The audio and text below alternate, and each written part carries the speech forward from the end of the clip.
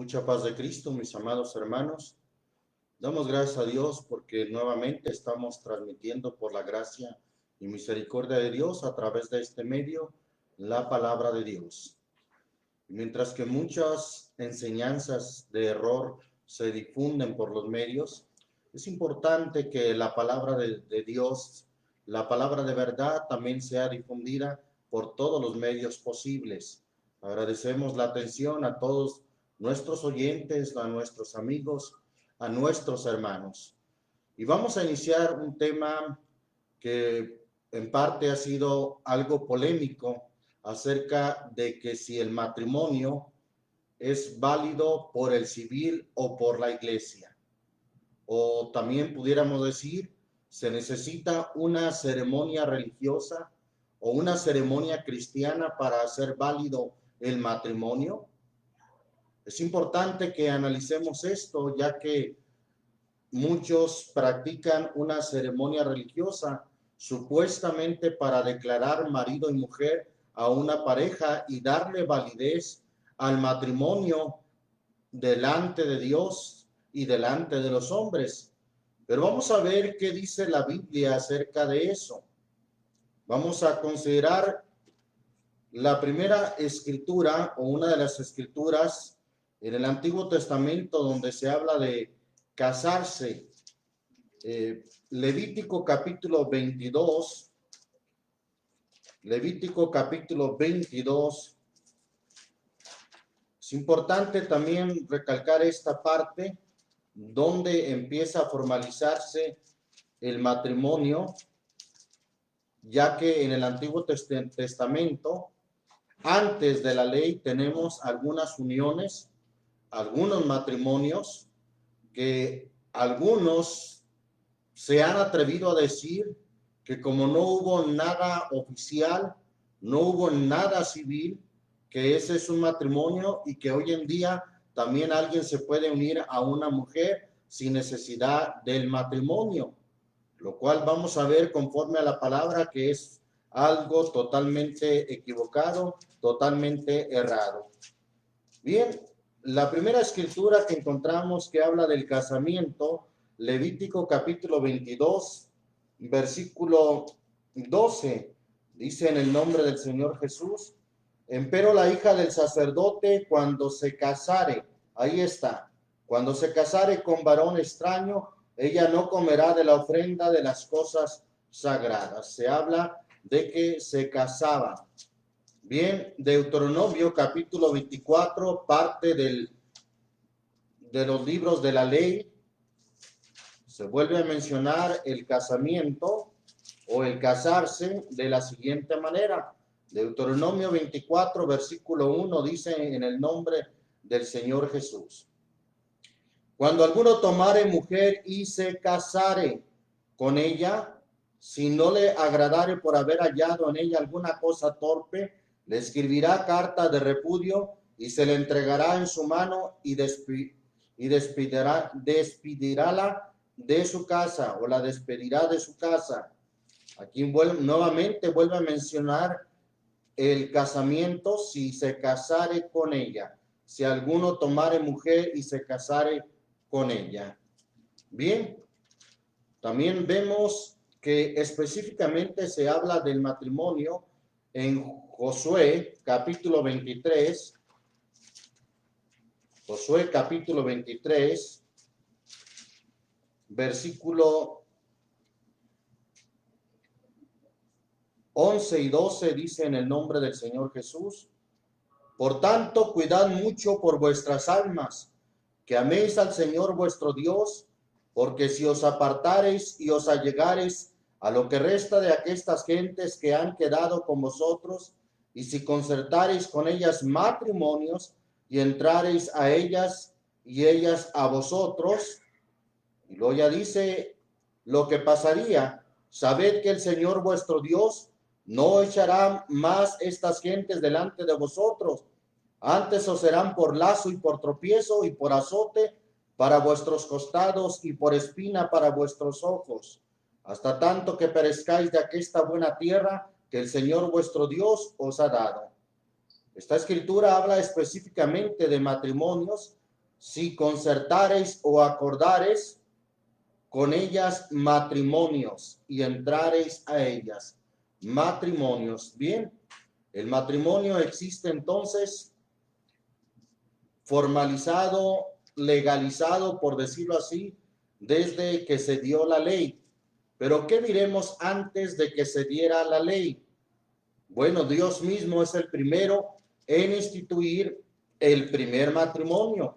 Génesis capítulo 2. Libro de Génesis. Hemos dicho que Génesis significa principio. Y vamos a leer ahí en Génesis capítulo 2, versículo 20. En el nombre del Señor Jesús, dice ahí la escritura: y puso Adán nombres a toda bestia y ave de los cielos y a todo animal del campo, mas para Adán no halló ayuda que estuviese idónea para él. Y el Señor Dios hizo caer sueño sobre Adán y se quedó dormido. Entonces tomó una de sus costillas y cerró la carne en su lugar. Y de la costilla que el Señor Dios tomó del hombre, hizo una mujer y trájola al hombre. Y dijo Adán: esto es ahora hueso de mis huesos y carne de mi carne. Esta será llamada varona, porque del varón fue tomada. Por tanto, dejará el hombre a su padre y a su madre, y allegarse a su mujer, y serán una sola carne. Y estaban ambos desnudos, Adán y su mujer, y no se avergonzaban. Bendito el nombre del Señor Jesús.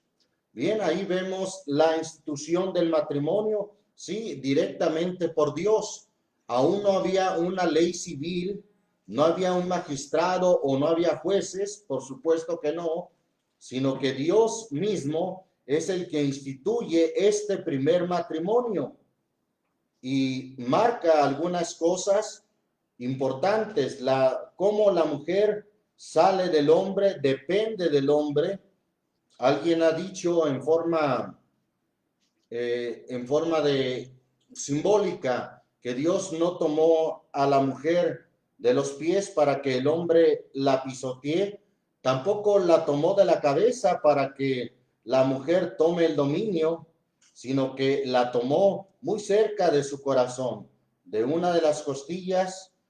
El Señor Dios tomó del hombre, hizo a su mujer, muy cerca del corazón, precisamente donde está ahí su corazón y donde está protegida por toda la parte de las costillas o del pecho. Bien, también esta primera institución del matrimonio nos habla de la independencia que debe de tener cada matrimonio. Dejará el hombre a su padre. Y yo me he preguntado en algunas ocasiones, ¿por qué no dice dejará la mujer a su padre y a su madre? Sino que dice, dejará el hombre a su padre y a su madre. Parecerá un tanto increíble o difícil de creer, pero a veces, por la experiencia que hemos visto, el hombre es el más difícil de dejar a su padre y a su madre. Es el que siempre está consultando, ya sea a su padre o a su madre, sobre las decisiones de su matrimonio, sobre las decisiones del hogar, y es más duro de dejar esa dependencia de sus padres. Por tanto, el mandamiento va dirigido principalmente al hombre. Dejará el hombre a su padre y a su madre, y allegarse a su mujer, y serán una sola carne. Entonces, esto nos habla de la independencia que debe de tener un matrimonio en relación de los padres. Bien, este es el primer matrimonio, podemos decirlo así. Vamos a ver qué significa matrimonio. Por aquí tengo una nota acerca de la etimología del matrimonio. Dice, la palabra matrimonio viene del latín matrimonium, la cual proviene de dos raíces: matrem, que significa madre, y monium, calidad de. En realidad, matrimonio significa en calidad de ser madre. También menciona aquí que matrimonio tiene un origen similar al de patrimonio, formado de pater, padre, y el sufijo monium, que significa en calidad de padre. Bien, ahí está lo que viene, lo que quiere decir en su etimología la palabra matrimonio en calidad de ser madre. Bueno, Dios hizo el matrimonio precisamente para que la mujer tuviera ese desempeño de ser madre. Por eso dice ahí el capítulo 4, versículo 1, y conoció Adán a su mujer Eva, la cual concibió y parió a Caín. Ese sentido de conoció se refiere a las relaciones íntimas que tuvo ya con su mujer. Conoció Adán a su mujer Eva, la cual concibió y parió a Caín, y dijo, adquirido he varón por el Señor. Ahí vemos entonces el propósito del matrimonio en calidad de ser madre. Bien, vamos a ver otro matrimonio que algunos alegan que no hubo ningún acto civil, ninguna ceremonia que pudiera validar ese matrimonio. Y nos referimos al matrimonio de Isaac y Rebeca. Vamos ahí a Génesis capítulo 24. Génesis capítulo 24. Por razones obvias no había aún un magistrado, no había leyes todavía que dictaran cómo era el procedimiento de un matrimonio. Sin embargo, vamos a observar que esto no fue una unión nada más de, como luego se dice, de buenas a primeras. No, hubo un proceso, hubo señales, hubo también la intervención divina para que se llevara a cabo este matrimonio. Génesis capítulo 24, vamos a leer ahí el versículo 2 al versículo 9. Dice en el nombre del Señor Jesús, y dijo Abraham a su criado suyo, el más viejo de su casa, que era el que gobernaba en todo lo que tenía, pon ahora tu mano debajo de mi muslo, en señal de un pacto. Vamos a seguir viendo algunos detalles. Versículo 3, y te juramentaré por el Señor, o te haré juramento por el Señor Dios de los cielos y Dios de la tierra, que no has de tomar mujer para mí, para mi hijo de las hijas de los cananeos, entre los cuales yo habito. Su siervo, su criado, iba a tener la misión de tomar mujer para su hijo Isaac. Seguimos mirando, versículo 4. Sino que irás a mi tierra y a mi parentela y tomarás mujer. Note usted la expresión, tomarás mujer, implicaba un procedimiento, algunas señales que el criado tenía que seguir, algunas indicaciones claras de parte de Abraham y de parte de Dios que el criado tenía que seguir. Tomarás mujer para mi hijo Isaac. Y el criado le respondió, quizá la mujer no querrá venir en pos de mí a esta tierra. Volveré pues yo a tu hijo a la tierra de donde saliste. Y Abraham le dijo, guárdate que no vuelvas a mi hijo allá. El Señor Dios de los cielos, que te tomó de la casa de mi padre y de la tierra de mi parentela, y me habló y me juró diciendo, a tu simiente daré esta tierra, él enviará su ángel delante de ti. Note usted, iba a haber una intervención divina, pues dice ahí que Dios iba a enviar su ángel delante de su criado, del criado de Abraham, y tú tomarás de allá mujer para mi hijo. Y si la mujer no quisiere venir en pos de ti, serás libre de este mi juramento, solamente que no vuelvas allá a mi hijo. Entonces el criado puso su mano en señal de un trato, de un pacto que estaban haciendo, puso su mano debajo del muslo de Abraham su señor y le juró sobre este negocio. Es decir, dice ahí, juróle por este negocio. Ahí estaban haciendo un pacto de cómo había de tomar mujer para su hijo Isaac. Seguimos viendo algunos detalles importantes. Versículo 14, dijo el criado de Abraham, versículo 14, sea pues que la moza a quien yo dijere, baja tu cántaro, te ruego, para que yo beba, y ella respondiere, bebe, y también daré de beber a tus camellos, que sea esta la que tú has destinado para tu siervo Isaac. Y en esto, óigalo bien, en esto conoceré que habrás hecho misericordia con mi Señor. Había señales claras, precisas, que se habían de dar para poder concertar aquel matrimonio. Bien, seguimos viendo ahí el versículo 48, cómo esto se cumplió, y dice ahí la escritura, inclinéme y adoré al Señor y bendije al Señor, Dios de mi Señor Abraham, que me había guiado por camino de verdad para tomar la hija del hermano de mi Señor para su hijo. Ahora pues, si vosotros hacéis misericordia y verdad con mi Señor, declarádmelo, y si no, declarádmelo y echaré a la diestra o a la siniestra. Entonces Labán y Betuel, padre de Raquel, dice, gloria a Dios, perdón, padre de Rebeca, Betuel, padre de Rebeca, respondieron y dijeron, del Señor ha salido esto, no podemos hablarte malo ni bueno.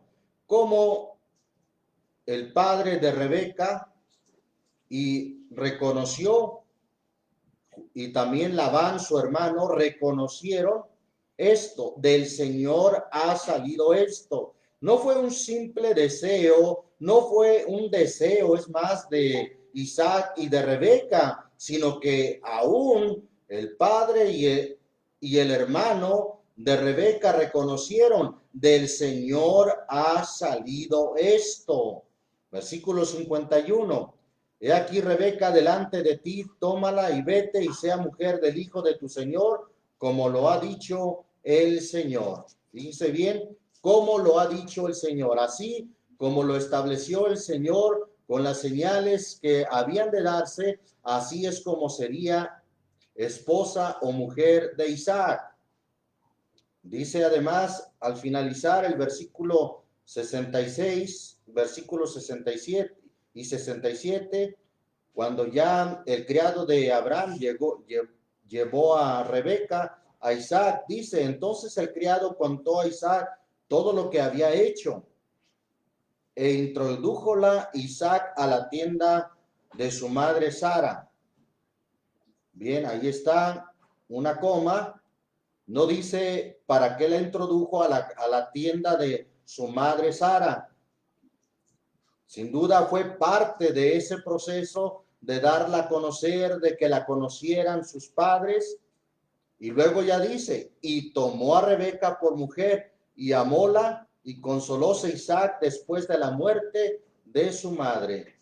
Hubo todo un proceso, hubo todo un pasos que se siguieron, señales de parte de Dios que se siguieron para que se cumpliera la unión de Isaac con Rebeca. Bien, tenemos entonces otro caso en Génesis capítulo 29.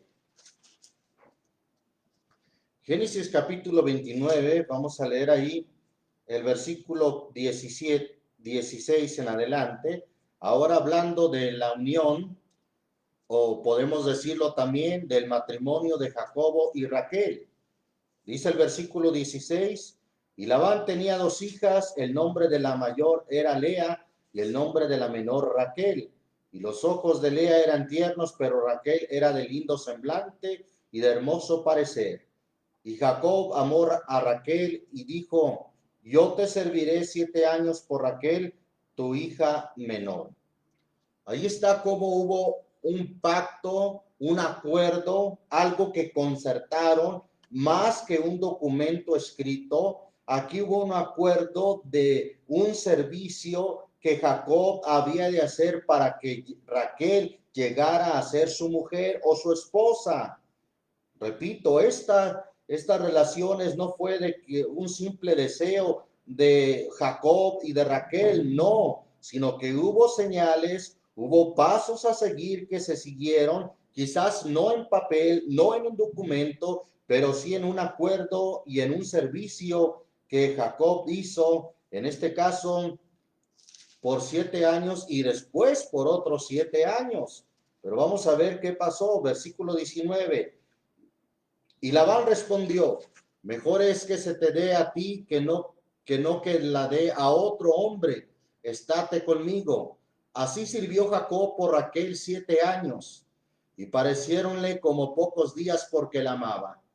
Y dijo Jacob a Labán, dame mi mujer porque mi tiempo es cumplido. Oiga usted, más que cumplir con un contrato o con una firma, había un tiempo que Jacob había cumplido para tener a su mujer. Dijo, dame mi mujer porque mi tiempo es cumplido para que cohabite con ella. Versículo 22. Entonces Labán juntó a todos los varones de aquel lugar e hizo banquete, y sucedió que a la noche tomó a Lea su hija y se la trajo y él entró a ella. Y dijo Labán su sierva, y dio Labán su sierva Zilpa a su hija Lea por criada. Y venida la mañana, he aquí que era Lea, y él dijo a Labán, ¿qué es esto que me has hecho? ¿No te he servido por Raquel? ¿Por qué pues me has engañado? Y Labán respondió, no se hace así en nuestro lugar, que se dé la menor antes de la mayor. Versículo 27, cumple la semana de esa semana representaban en realidad otros 7 años, cumple la semana de esta y se te dará también la otra, por el servicio que hicieres conmigo, otros 7 años, cumple. Había algo que cumplir, repito, más que firmar un papel, un contrato, había un procedimiento, había algo que cumplir para que también Raquel fuera su mujer o su esposa. Versículo 28 dice, e hizo Jacob así y cumplió. ¿Cumplió con qué? Con aquel acuerdo que habían concertado, con aquellas obligaciones que él había hablado que había de cumplir. Cumplió la semana de aquella y él le dio a Raquel su hija por mujer.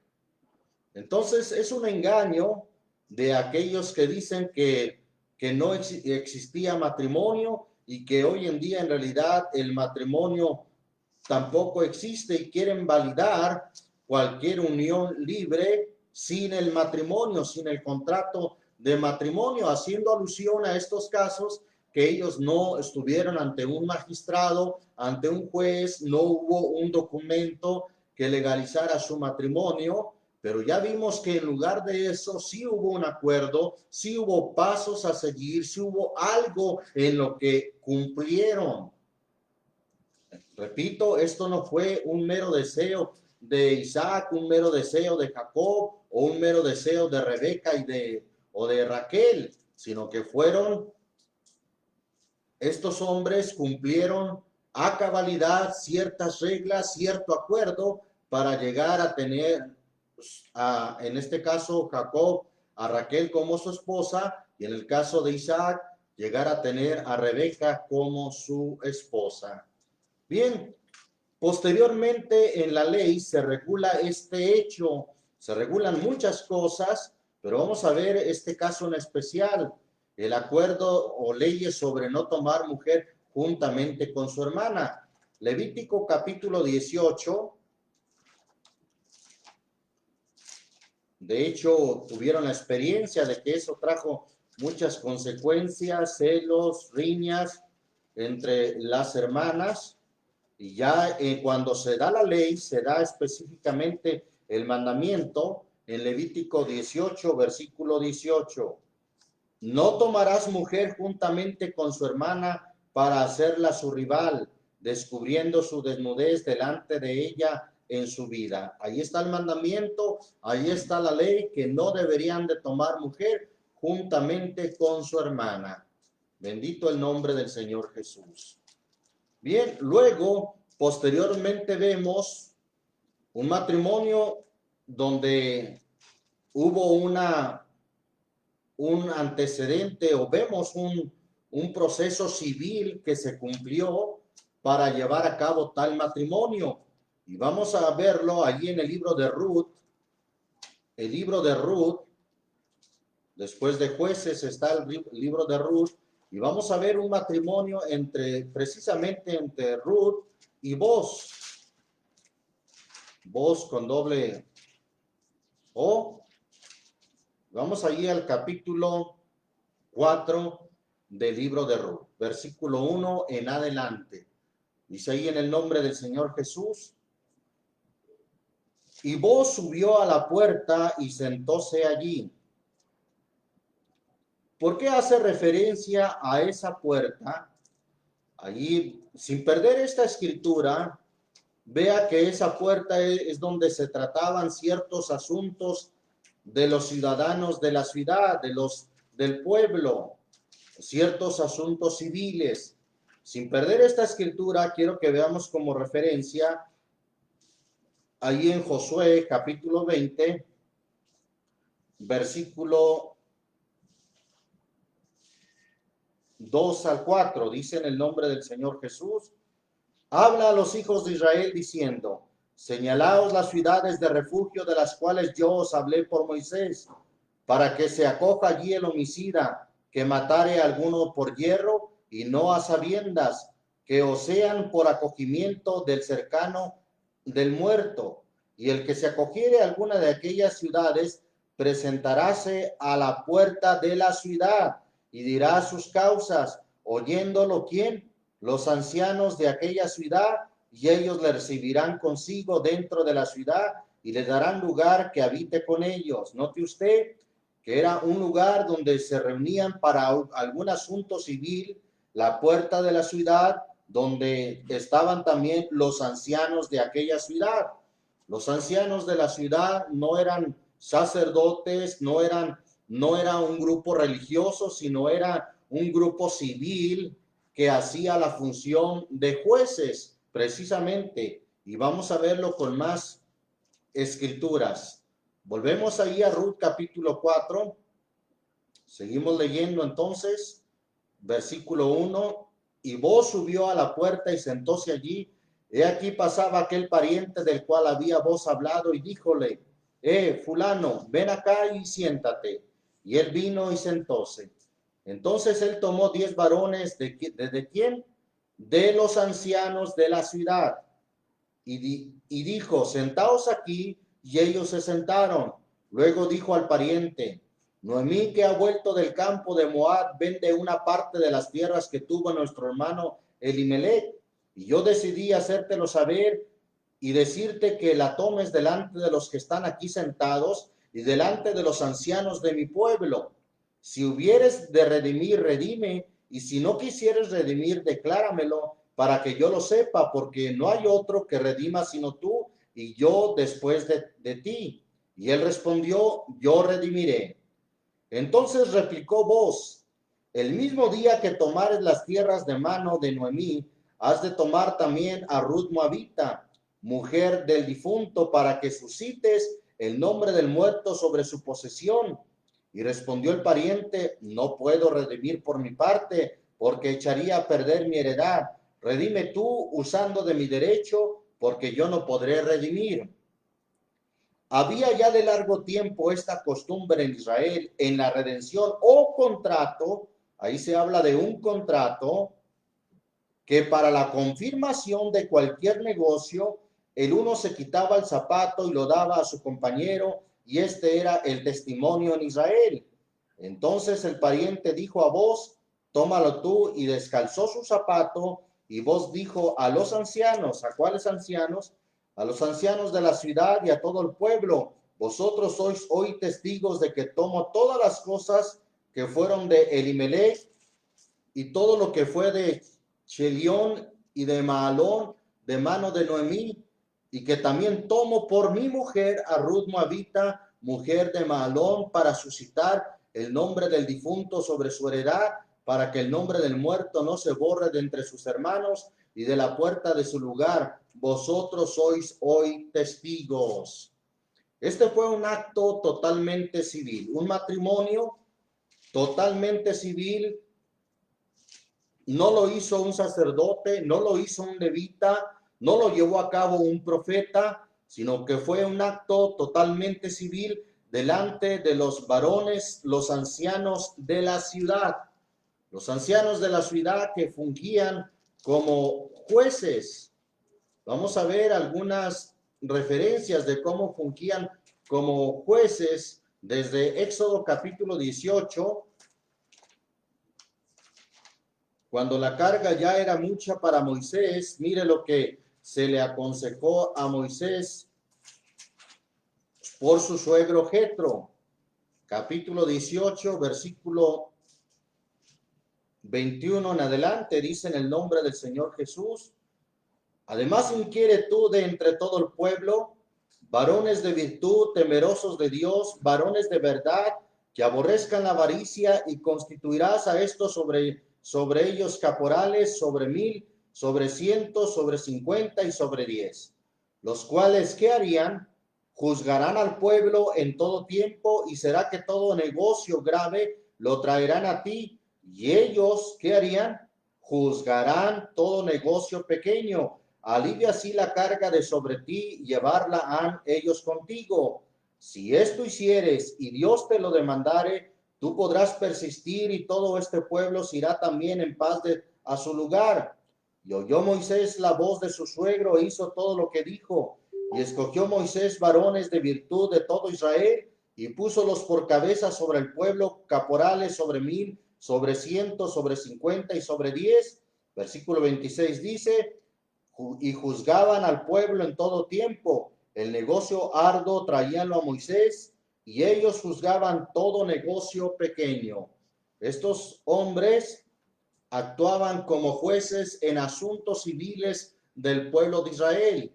Y son esos jueces, precisamente esos ancianos de Israel, los que estaban ahí presentes en el matrimonio de Boaz y de Ruth. Bendito el nombre del Señor Jesús. Eran inclusive los ancianos de Israel los que juzgaban también sobre el divorcio. Deuteronomio capítulo 22, Deuteronomio, quinto libro de la Biblia.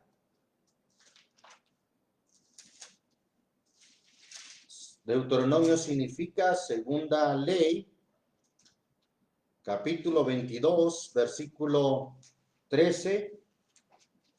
Dice ahí la escritura: cuando alguno tomare mujer y después de haber entrado a ella la aborreciere, y le pusiere algunas faltas y esparciere sobre ella mala fama, y dijere: esta tomé por mujer y llegué a ella y no la hallé virgen, entonces el padre de la moza y su madre tomarán y sacarán las señales de la virginidad de la doncella. ¿A quién? A los ancianos, no de un templo, no del sacerdocio, sino a los ancianos de la ciudad en la puerta. Vuelve a mencionar ese lugar donde acudían para llevar a cabo juicios de cuestiones civiles. Versículo 16: y dirá el padre de la moza a los ancianos: yo di a mi hija a este hombre por mujer, y él la aborrece. Y aquí él le pone tachas de algunas cosas, diciendo: no he hallado a tu hija virgen, empero he aquí las señales de la virginidad de mi hija, y extenderán la sábana delante de los ancianos de la ciudad. Entonces los ancianos de la ciudad tomarán al hombre y lo castigarán, y le han de penar, es decir, había una pena, había una sanción de 100 piezas de plata, las cuales darán al padre de la moza, por cuanto esparció mala fama sobre virgen de Israel, y la ha de tener por mujer, y no podrá despedirla en todos sus días. Estos asuntos los llevaban delante de los ancianos de la ciudad. Tanto el matrimonio como el divorcio en este tipo de casos eran llevados a los ancianos de la ciudad, quienes actuaban como jueces en asuntos totalmente civiles. Bien, vemos entonces que en el Antiguo Testamento no vemos a un sacerdote, no vemos a un levita, no vemos a un profeta que oficiara un matrimonio. En el Nuevo Testamento tampoco vemos al Señor Jesús que oficiara un matrimonio. Tampoco vemos a alguno de los apóstoles, alguno de los evangelistas que llevaran a cabo oficiando un matrimonio. Pero alguien me dirá, ¿qué de las bodas de Caná? Bueno, pues ahí no vemos en ningún momento que alguno de los discípulos o el mismo Señor Jesús actuara oficiando aquel matrimonio. Además fue un asunto, una celebración totalmente civil en el cual, por cierto, el Señor Jesús estuvo para hacer el principio de señales, el principio de los milagros. Pues ahí dice la Biblia que al convertir el agua en vino, dice la Escritura que este principio de señales hizo Jesús, este principio de milagros hizo Jesús. Evangelio según Juan capítulo 2, vamos a leer la referencia a esta boda, las bodas de Caná, versículo 1. Al tercer día hicieron unas bodas en Caná de Galilea, y estaba allí la madre de Jesús, y fue también llamado Jesús y sus discípulos a las bodas, pero no a oficiar la boda, por supuesto que no. Y faltando el vino, la madre de Jesús le dijo, vino no tienen, y díceles Jesús, ¿qué tengo yo contigo, mujer? Aún no ha venido mi hora. Su madre dice a los que servían, haced todo lo que os dijere. Y estaban allí 6 tinajuelas de piedra para agua, conforme a la purificación de los judíos, que cabían en cada una 2 o 3 cántaros. Díceles Jesús, henchid estas tinajuelas de agua, e hinchiéronlas hasta arriba. Y díceles, sacad ahora y presentar al maestresala, y presentáronle. Y como el maestresala gustó el agua hecha vino, que no sabía de dónde era, mas lo sabían los sirvientes que habían sacado el agua, el maestresala llama al esposo y dícele, todo hombre pone primero el buen vino, y cuando están satisfechos, entonces lo que es peor, mas tú has guardado el buen vino hasta ahora. Este principio de señales hizo Jesús en Caná de Galilea y manifestó su gloria. Tuvo un propósito el Señor, manifestar su gloria, y sus discípulos creyeron en él. Vemos entonces que en todo el Nuevo Testamento no hay ningún solo registro de una ceremonia religiosa en torno a una boda o a un matrimonio. No la encontramos, sino que desde el Antiguo Testamento fue y siguió siendo un acto totalmente civil. Entonces, en realidad, el llevar a cabo una ceremonia religiosa para validar el matrimonio no es bíblico. El matrimonio civil de por sí ya es validado por Dios. Vamos a ver cómo Dios dio ordenanzas acerca de las autoridades a las cuales debemos estar sujetos. Romanos capítulo 13, versículo 1 al 4, dice ahí la Escritura en el nombre del Señor Jesús. Toda alma se someta a las potestades o autoridades superiores, porque no hay potestad sino de Dios, y las que son de Dios son ordenadas. Así que el que se opone a la potestad, a la ordenación de Dios resiste, y los que resisten, ellos mismos ganan condenación para sí. Porque los magistrados no son para temor al que bien hace, sino al malo. ¿Quieres pues no temer la potestad? Haz lo bueno y tendrás alabanza de ella, porque es ministro de Dios para tu bien. Mas si hicieres lo malo, teme, porque no en vano lleva el cuchillo, porque es ministro ¿de quién? Es ministro de Dios, vengador para castigo al que hace lo malo. Bien, este asunto del matrimonio, Dios lo delega entonces a las autoridades superiores, es decir, a las autoridades civiles en este caso. Y como tal, nosotros respetamos el matrimonio en su total validez como civil. La carta del apóstol Pablo a Tito, vamos ahí al capítulo 3 de la carta del apóstol Pablo a Tito. Capítulo 3, versículo 1, dice en el nombre del Señor Jesús, amonéstales que se sujeten a los príncipes y potestades, que obedezcan, que estén prontos a toda buena obra, que se sujeten a los príncipes, es decir, a los gobernantes, a las autoridades, que obedezcan, que estén prestos o prontos a toda buena obra. Primera de Pedro, capítulo 2, primera carta del apóstol Pedro, capítulo 2, versículo 13 y 14, dice ahí la escritura: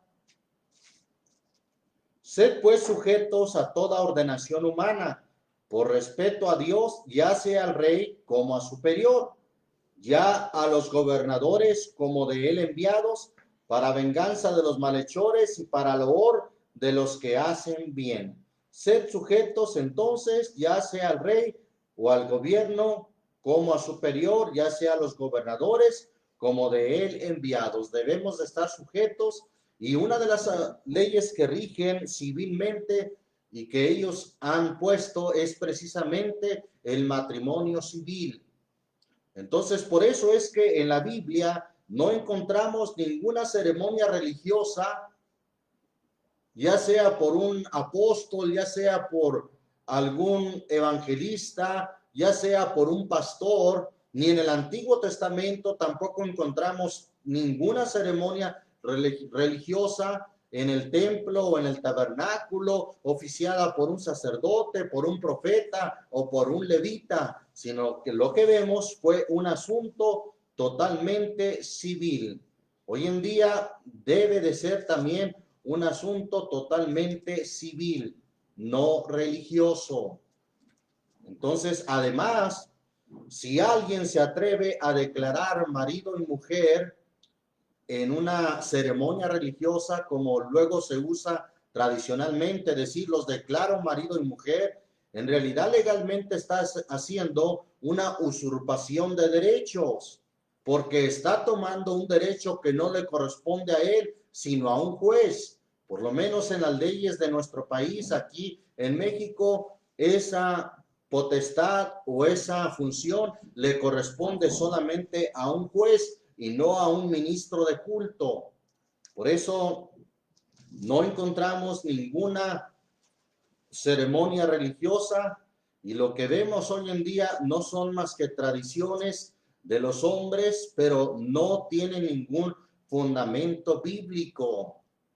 Bien, inclusive la Biblia nos habla, entre muchas tradiciones que conllevan las ceremonias religiosas, se habla del vestido blanco. Bueno, déjenme decirles que la Biblia habla así del vestido blanco, pero en el sentido espiritual. Vamos a ver, ahí quiero referir o citar una cita en el libro de Eclesiastés,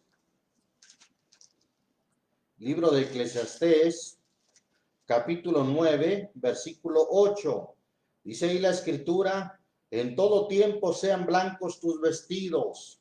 Si se tratara de algo literal, imagínense nomás, andar siempre con un traje blanco en todo lugar. En ocasiones hay por ahí en algunas esquinas algunas personas religiosas pidiendo dinero con unas alcancías. No sé si usted los haya visto, y una característica que tienen es que andan vestidos siempre de blanco. Y en una ocasión se les preguntó: ¿por qué ustedes andan vestidos de blanco? A lo cual respondieron: bueno, es que la Biblia dice que en todo tiempo sean blancos tus vestidos. Pero estoy seguro que no siempre andan con vestido blanco, solamente en ese tipo de actividades cuando salen a recolectar fondos. Aquí se habla definitivamente en un sentido espiritual: en todo tiempo sean blancos tus vestidos, no nomás en el matrimonio, sino en todo tiempo, y nunca falte ungüento sobre tu cabeza. Por cierto, se le preguntó a esta persona que dijo: es que la Biblia dice que hay que en todo tiempo sean blancos tus vestidos. Bueno, ¿y el ungüento? ¿Trae el ungüento sobre su cabeza? Por supuesto que estos son dos aspectos, tanto el ungüento en la cabeza, la unción y los vestidos, y el vestido blanco son aspectos totalmente simbólicos o espirituales. Bendito el nombre del Señor Jesús. Bien, vamos a considerar por qué es que el matrimonio es civil y no religioso? ¿Por qué no es por la iglesia? Encuentro yo algo importante allí en Lucas capítulo 20. Evangelio según Lucas capítulo 20, voy a leer desde el versículo 27 en el nombre del Señor Jesús al versículo 36. Dice ahí la palabra de Dios: y llegándose uno de los saduceos, los cuales niegan haber resurrección, le preguntaron, diciendo: Maestro, Moisés nos escribió, si el hermano de alguno muriere teniendo mujer y muriere sin hijos, que su hermano tome la mujer y levante simiente a su hermano. Y fueron pues 7 hermanos, y el primero tomó mujer y murió sin hijos. Y la tomó el segundo, el cual también murió sin hijos. Y la tomó el tercero, asimismo también todos 7, y murieron sin dejar prole. Y a la postre de todos murió también la mujer. En la resurrección, pues, ¿mujer de cuál de ellos será? Porque de los 7 la tuvieron por mujer.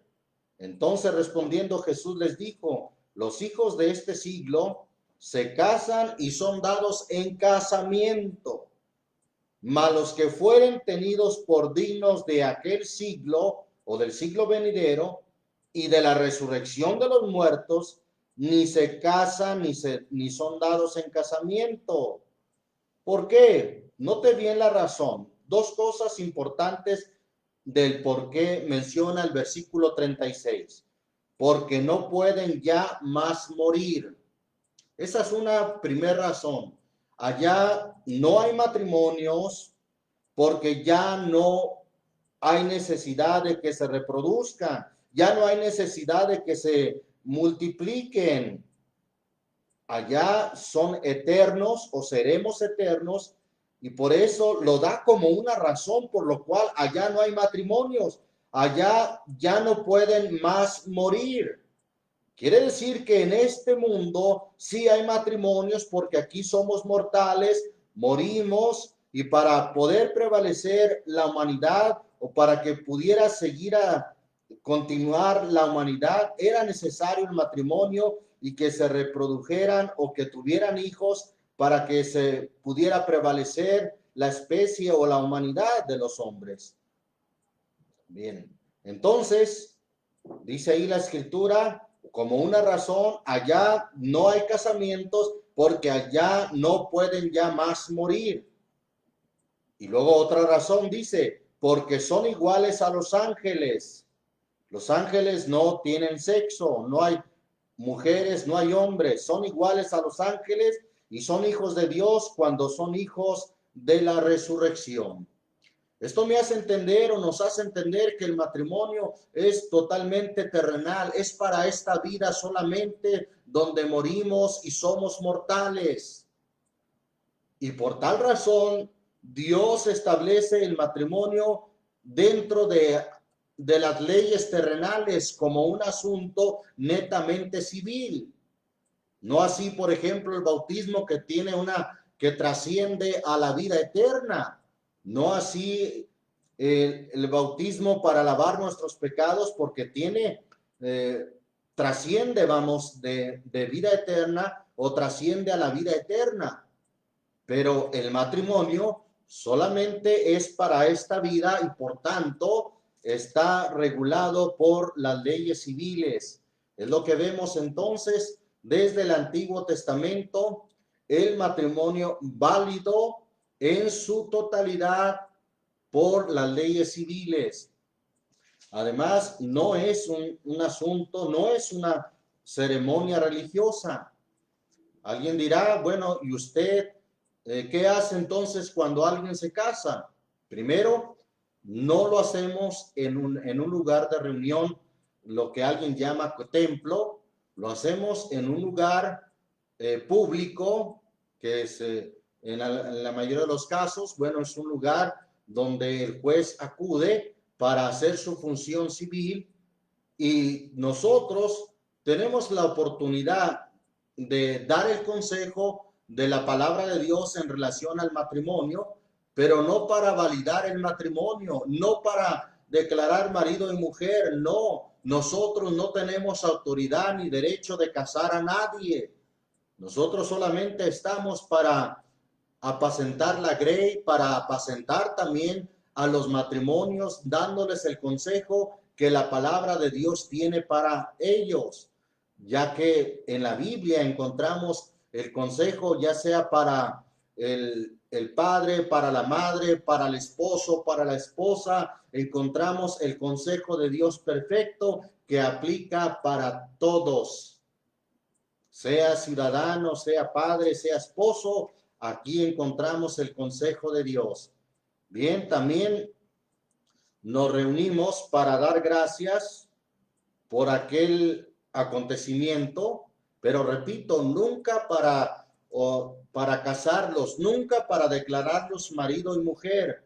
Lo hacemos en ocasiones hasta en la casa de los contrayentes, ya sea de los padres de uno, de ella o de él, pero nunca lo hacemos en un lugar religioso. No llevamos a cabo una boda religiosa, ni tampoco sus costumbres. Bien, vamos a ver algo más acerca del matrimonio. Vamos a considerar ahí en Hebreos capítulo 13, se nos habla del matrimonio. Dice ahí la escritura en el versículo 4. Honroso es en todos el matrimonio y el hecho sin mancilla, mas a los fornicarios y a los adúlteros, ¿qué dice? Juzgará Dios. ¿Qué son los fornicarios? ¿Qué son los adúlteros? En la Biblia se mencionan por forma separada o de manera separada los fornicarios y los adúlteros. Primera a los Corintios capítulo 6, versículo 9, menciona y dice ahí la escritura: ¿no sabéis que los injustos no poseerán el reino de Dios? No erréis que ni los fornicarios, ni los idólatras, ni quién más, ni los adúlteros. Adúlteros y fornicarios se mencionan en forma separada porque son dos pecados que sí tienen el mismo hecho de la relación sexual ilícita, pero uno es el adulterio y otro es la fornicación. Gálatas capítulo 5, versículo 19 también menciona en forma separada el adulterio y la fornicación. Dice: y manifiestas son las obras de la carne, que son adulterio, fornicación, inmundicia, disolución. Ahí está, una cosa es el adulterio, otra cosa es la fornicación. ¿Qué es la fornicación? Encontramos la definición bíblica ahí en 1 Corintios capítulo 7. Todos estos actos o todos estos pecados están fuera del matrimonio y Dios los juzgará para condenación, porque ni los fornicarios ni los adúlteros heredarán el reino de Dios. 1 Corintios 7:1 nos dice quiénes son los fornicarios. Versículo 1 dice: cuanto a las cosas de que me escribisteis, vienes al hombre no tocar mujer. Obviamente que habla solteros, pues habla de aquellos que ni siquiera tocaban mujer.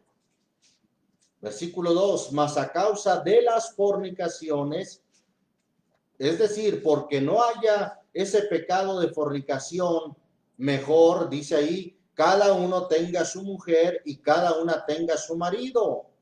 ¿Para qué? Para que no haya fornicaciones. Entonces encontramos que la fornicación es una relación antes del matrimonio. ¿Qué es el adulterio? Vamos a ir también a Romanos capítulo 7 para ver la definición de la Biblia acerca de qué es el adulterio, ya que algunos han querido interpretar esto nada más como una inmoralidad sexual. Y si su adulterio no es precisamente una inmoralidad sexual, pues lo justifican. O la fornicación, también dicen, si mientras que no sea una inmoralidad sexual, también la justifican como lícita. Pero La fornicación bíblicamente es la relación sexual sin estar casados. Y el adulterio, según Romanos capítulo 7, vamos a leer ahí el versículo 1 al 3, dice ahí la escritura: ignoráis, hermanos, porque hablo con los que saben la ley, que la ley se enseñorea del hombre entre tanto que él vive, porque la mujer que está sujeta al marido mientras el marido vive, está obligada a la ley, mas muerto el marido, libre es de la ley del marido. Así que viviendo el marido se llamará como adúltera, o en su caso, si viviendo también la esposa, se llamará también adúltero si fuere de otra, o en este caso se llamará adúltera si fuere de otro varón. Mas si su marido muriere, entonces libre de la ley, de tal manera que no será adúltera si fuere de otro marido. Lo único que hace libre tanto a uno como al otro es si su marido muere o si su esposa muere, pero mientras que uno u otro vive, se llamará adúltera si fuere de otro varón. Entonces el adulterio es la relación sexual, sí, pero extramarital, es decir, fuera del matrimonio. Eso es el adulterio, lo cual Dios juzgará. Por eso Hebreos 13:4 dice: honrosos sean todos el matrimonio y el hecho sin mancilla, es decir, sin mancha, mas a los adúlteros y a los fornicarios juzgará Dios. Bien, vamos a ver también acerca de qué dice la Biblia del pecado del matrimonio entre dos hombres. Romanos capítulo 1 nos habla de un antecedente ahí que encontramos de ese pecado que no es nuevo, sino que ya es muy antiguo. Vamos a ver ahí en Romanos capítulo 1, versículo 21. Dice ahí la palabra de Dios: porque habiendo conocido a Dios, no le glorificaron como a Dios, ni dieron gracias, antes se desvanecieron en sus discursos, y el necio corazón de ellos fue entenebrecido. Diciéndose ser sabios, se hicieron fatuos o necios, y trocaron la gloria del Dios incorruptible en semejanza de imagen de hombre corruptible y de aves y de animales de 4 pies y de serpientes. Por lo cual también Dios los entregó a inmundicia en las concupiscencias o en los deseos de sus corazones, de suerte que contaminaron sus cuerpos entre sí mismos, los cuales mudaron la verdad de Dios en mentira, honrando y sirviendo a las criaturas antes que al Creador, el cual es bendito por los siglos. Amén.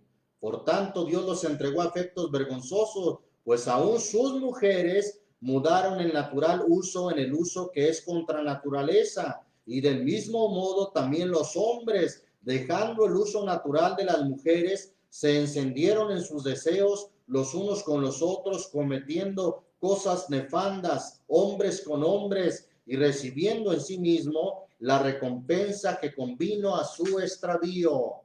Las estadísticas dicen que las personas que tienen este tipo de relaciones sexuales pecaminosas, hombres con hombres, mujeres con mujeres, son los que están más propensos a enfermedades, y a veces enfermedades graves como es el SIDA. La tasa indica que son aquellas personas más propensas a contraer este tipo de enfermedades graves como el SIDA, recibiendo en sí mismos la recompensa que convino a su extravío. Dice ahí la escritura también en 1 Corintios 6:9, una escritura que ya leímos, pero ahora reparamos en este pecado, que dice ahí la escritura en el versículo 9: ¿no sabéis que los injustos no poseerán el reino de Dios? No erréis que ni los fornicarios, ni los idólatras, ni los adúlteros, ni los afeminados, ni los que se echan con varones, no heredarán el reino de Dios. Y hay otro, menciona también este pecado en el versículo 13, de ahí mismo: las viandas para el vientre y el vientre para las viandas, mas a ellas les hará Dios. Mas el cuerpo no es para la fornicación, sino para el Señor, y el Señor para el cuerpo. Y Dios que levantó al Señor, también a nosotros nos levantará con su poder. ¿No sabéis que vuestros cuerpos son miembros de Cristo? Quitaré pues los miembros de Cristo y los haré miembros de una ramera. Lejos sea. ¿O no sabéis que el que se junta con una ramera es hecho con ella un cuerpo? Porque serán, dice, los dos en una carne. Por eso es un pecado tan grave, porque dice aquí la Escritura que son los dos en una carne. Huid la fornicación. 17 y 18 dicen, pero el que se junta con el Señor, un espíritu es. Huid la fornicación. Cualquier otro pecado que el hombre hiciere fuera del cuerpo es, mas el que fornica contra su cuerpo, su propio cuerpo, peca. Ahí está entonces todo lo que está fuera del matrimonio, relaciones de hombres con hombres, mujeres con mujeres, el pecado, la relación sexual antes de estar casados o la relación sexual fuera del matrimonio. Dios va a condenar todo ese tipo de pecado. Honroso es en todo el matrimonio, o sea, en todos el matrimonio, pero el hecho sin mancilla o sin mancha. Concluimos entonces que el matrimonio civil es totalmente válido, no solamente delante de los hombres, sino también delante de Dios, porque es lo que Dios instituyó. Concluimos que en la Biblia no encontramos ninguna ceremonia religiosa para darle validez a un matrimonio. No la encontramos. Fue totalmente un asunto civil llevado a cabo por los ancianos de la ciudad. Y en el Nuevo Testamento no encontramos que se haya celebrado las bodas de Canaán por un apóstol o por el mismo Señor Jesús. Ninguna otra boda tampoco celebrada por un pastor o por un apóstol, en ninguna manera. Un asunto totalmente civil que es aprobado por lo que Dios instituyó o lo que Dios delegó en las autoridades para validar esos contratos de matrimonio. Es totalmente aprobado delante de Dios y delante de los hombres.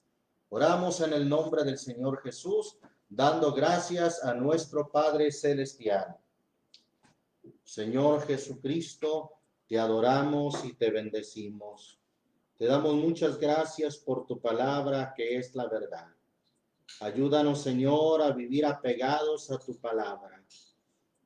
Entender que sea honroso en todos el matrimonio, lo que tú instituiste como matrimonio dentro del marco civil, que es agradable delante de ti, oh Dios, y delante de los hombres, porque es menester que nosotros estemos sujetos a esas leyes civiles, las cuales reglamentan el matrimonio. Señor Jesús, te damos gracias por que nos has hecho entender esto.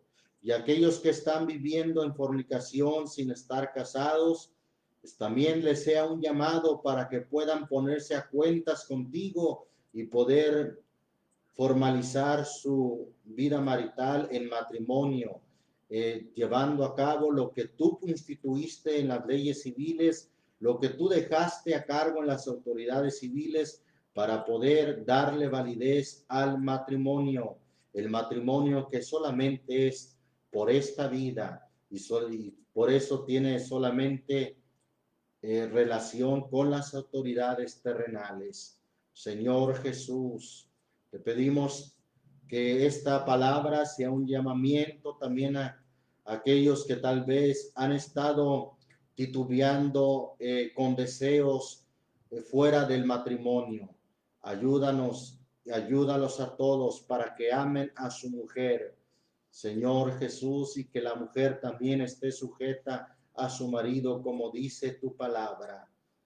También, Señor, un llamado para aquellos que se han perdido en la desvergüenza, entregándose hombres con hombres, mujeres con mujeres. Sabemos que no heredarán el reino de Dios, pero sin embargo, tu palabra dice que esto eran algunos, pero fueron lavados, fueron santificados, fueron justificados en el nombre del Señor Jesús y por el Espíritu de nuestro Dios. Dios les bendiga, mis amados hermanos.